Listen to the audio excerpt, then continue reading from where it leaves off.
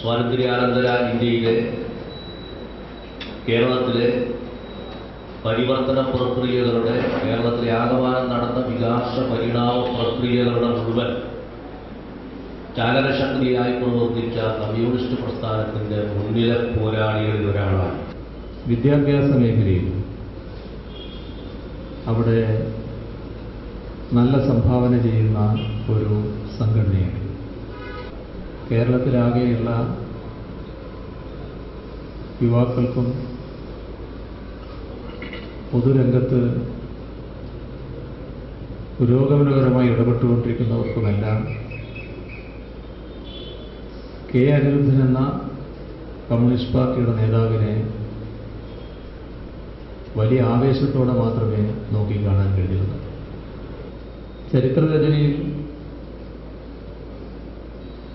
ശരിയായ മാർക്സിസ്റ്റ് ധാരണയോടെ ഇടപെടാൻ കഴിഞ്ഞ ഒരു ചരിത്ര പണ്ഡിതനാണ് ഡോക്ടർ കെ എൻ മണി.